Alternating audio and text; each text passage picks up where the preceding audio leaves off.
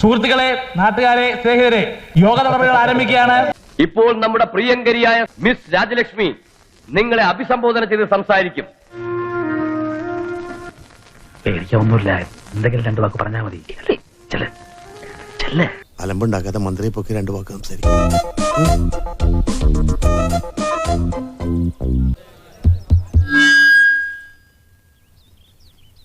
Ladies and gentleman, ഞാനൊരു സത്യം തുറന്നു പറയാൻ പോവുക. അത് കേരളം അറിയാത്ത രഹസ്യം, ഇന്ത്യ അറിയാത്ത രഹസ്യം. ഇനി ഞാനത് മറച്ചു വെക്കുന്നില്ല. ചിന്ന വയസ്സില് when my brother and I were kids, ഈ അണ്ണാவோட റൂം ഫുള്ളാ തലപ്പതി പോസ്റ്റേഴ്സ് കൊച്ചുകുട്ടിയല്ലേ, quite natural.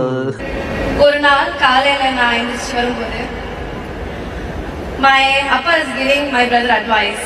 മകനെ, എൻ തങ്ക മകനെ. ഓ, നമുക്ക് അപ്പുറത്ത് പോലും സംസാരിക്കാം. എന്തിന്? എനിക്ക് അല്പം ഉപദേശിക്കാൻ. ഓ, അതിന് കാശ് ചെലവില്ല. ഉണ്ടെങ്കിൽ ഇടപെടില്ലല്ലോ. saying that hey പഠിച്ചാതാ നല്ല ബ്രൈറ്റാ ഫ്യൂച്ചർ இருக்கும் இப்படி அப்படிட்டு.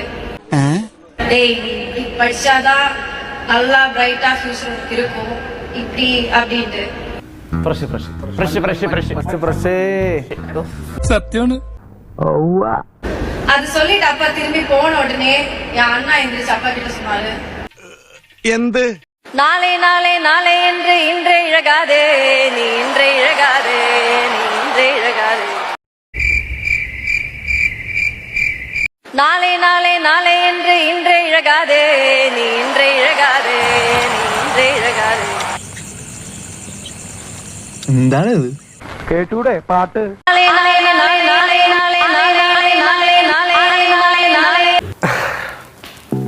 എനിക്കറിയാൻ മേലാത്തോണ്ട് ചോദിക്കുക കുഞ്ഞെ, നിനക്ക് എങ്ങനെ സാധിക്കുന്നത്? എനിക്ക് ഒരൊത്തും പിടിയും കിട്ടുന്നില്ല നിന്റെ കാര്യത്തില്.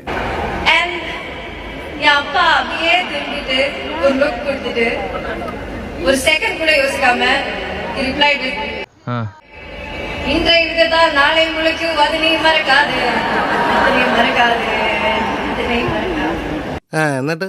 എന്നിട്ട് പിന്നെ അങ്ങനെ അങ്ങനെ അങ്ങോട്ട് എങ്ങനെ നിന്റെ തലയ്ക്ക് വല്ല അസുഖമുണ്ടോ? ഇല്ല. പിന്നെ എന്താ അതിന്റെ അർത്ഥം? ഇട പറയുന്ന നിനക്കില്ലേലും കേൾക്കുന്ന എനിക്കില്ലടാ ഒരു ചളുപ്പ്. കുമാര, തള്ളല്ല, സത്യമായിട്ടും പറയാ. ഈ കൈ കൊണ്ട് ഇങ്ങനെ തള്ളി തള്ളി അതാണ് ഈ മാൻപവർ ബ്ലോക്ക് ആക്കി. இன்றைய விதத்தால் நாளை முளைக்கும், அது நீ மறக்காது, நீ அது நீ மறக்காது, நீ அது நீ மறக்காது.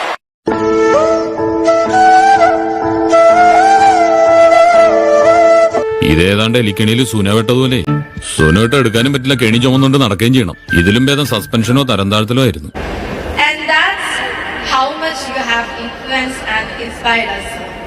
ഇത് ഭയങ്കര സംഭവം തന്നെ അല്ലേ Bobby? I learned a lot by observing you.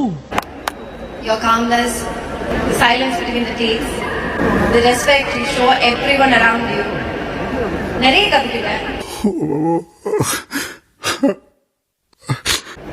And கொஞ்சம் இமோஷனலா இருக்கும்.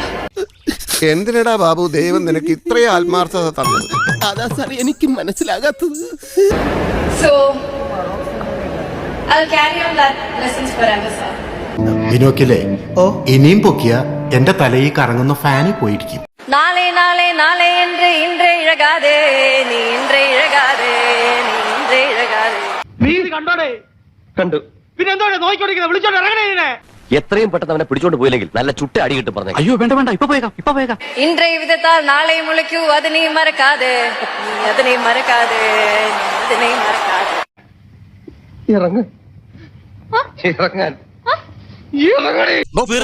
ഒരു മിനിറ്റ്, ഒരു ചെറിയ സാധനം കൂടി കാണിക്കാണ്ടല്ലോ. അത് എന്താണാവോ? എന്ത് പണ്ടാവിനാവട്ടെ.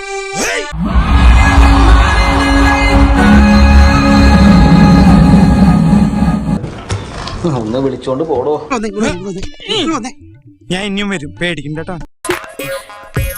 ബാബു, ആ ജ്യോത്സ്യൻ കാറ്റുപായ ഗോപീകൃഷ്ണനെ ഒന്ന് വിളിക്കണം.